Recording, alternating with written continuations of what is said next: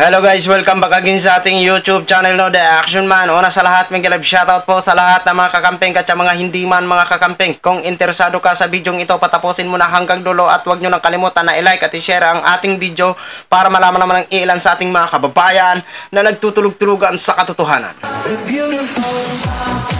So muli naman nagbabalik ang nag-iisa nyong host na si The Action Man para magbigay ng komentaryo at reaction sa mga mainit ng issue ng bayan. So ito mga ka-action, may gusto lang ho ako na i-share sa inyo. Ito po ay about sa kung siya daw ang maging presidente, sabi ni Lolo nyo Kibuloy. Alam kong mawiwindang ho kayo dito at magigimbal ho talaga ang bawat Pilipino na makapanood nito. Ito po ay talagang pinutakte ng ating mga kababayan. Ito yung nagpanggap na siya daw ay adopted son. Ito yung masyadong sobrang assuming sa kanyang sarili. So ito po ang plano niya mga ka-action. Kung siya daw ang maging presidente. Bago ho tayo magtuloy-tuloy, pakinggan na po natin at panoorin ang nasabing video. Ano daw ang kondisyon ko kung ako ang mamuno sa bansang ito? Isa lang kondisyon ko. Isa ang kondisyon ko, ito lang. Alisin ang Senado, alisin ang Kongreso. Lahat ng budget lagay sa kamay ko.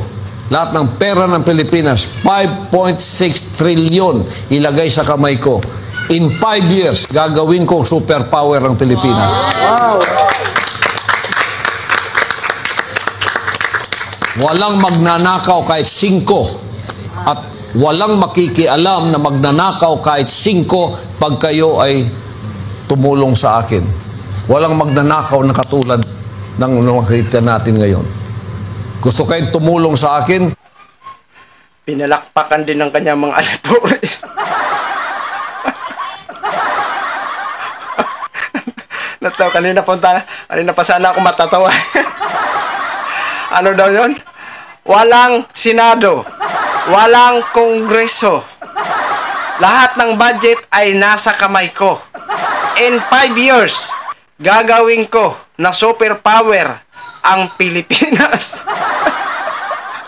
Pinalakpakan man ang kanyang mga uto-uto na mga lipuris. Naniwala naman sila. Diyos ko po. Hindi ko alam kung kailan pa ba sila namumulat dyan, oy. Alam mo, Pastor, hindi ho talaga kami maniwala sa'yo. Ay. Oo. Hindi ka nga lumilitaw sa sa FBI. Wanted ka pa rin sa FBI, Pastor. Paano mo paniwalain ang taong bayan? Diyos ko po. Di ba? Wala daw corrupt. Hindi daw mananakaw. Paano naman mananakaw, Pastor? Nasa kamay mo na lahat. Ginagawa mo naman kami syunga-syunga, Pastor. Paano manakaw? Walang Kongreso, walang Senado. Lahat ng pera nasa sayo lahat. Sige nga, sino pang magnanakaw? Wala mga opisyales. Sos Maria Joseph, pinaano mo pag-isip yan, Pastor? Ituloy ho natin mga ka-action. You must be super honest when it comes to pera. Ganon. Yan ang totoo. Nakita niyo yan sa bansang Korean. NPA, NDF na nagmamarunong dito sa ating bansa na pumapatay na parang Hamas na walang awa. Yan bang turo ni Joe Masison sa inyo? Puro kabuhungan, kalokohan for 54 years ginagawa ninyo. Pero pagtulong sa kapwa, may nakita ba kayong tumulong itong mga to? Ang lalaki ng budget nito nakipagkonsyabahan pa sila lang. Pero nakita ba ninyo tumulong sila ng to? Hindi ko naman inahambing ang sarili ko sa kanila. There is no comparison Pero pag magsalita, parang sila pa yung matuwid. Ang lalaki ng budget niyan, congressman yan kung nakikita ninyo itong tatlong ito, nakasapi ng CPP and PNDF na merong ginagawang ganyan. Pero magsalita, mas matuwid pa sila sa akin. Mas matuwid pa sila sa mga gumagawa ng kabutihan na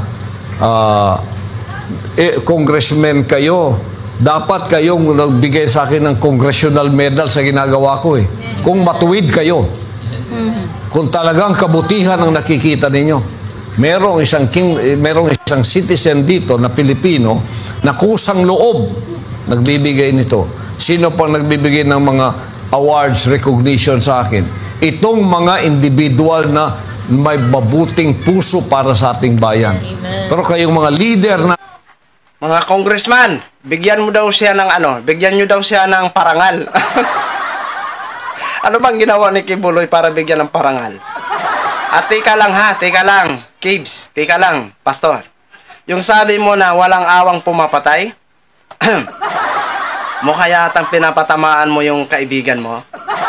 Oo. Alam mo namin kung sino ang pumapatay na walang awa, na walang kalaban-laban. Alam nyo na yan, mga ka-action, mga kakampeng, kung sinong tinutukoy ko.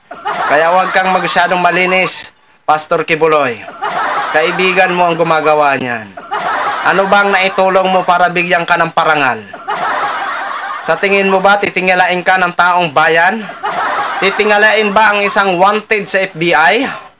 Sige nga ho, anong klaseng inisip mo yan, Pastor? Sige nga ho. Oo. Totoo po yung sinabi mo, wala na po talagang kurap. Dahil paano maging kurap kung ikaw ang presidente, winala mo na yung Senado, wala ng congressman, at ang lahat ng budget ay nasa kamay mo. Eh sa tingin mo, may kukurap pa kaya nun? Diyos ko, kung hindi ka man iwan ko lang sa'yo. natin dito, wala kayong inaatupag eh. Wala kayong inaatupag kundi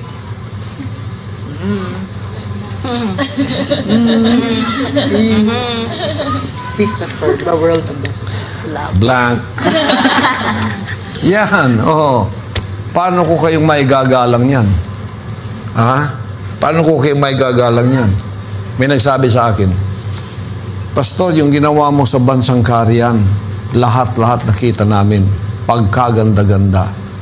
Kung ikaw naging presidente ng Pilipinas, ganda siguro ng bansang Karian, no?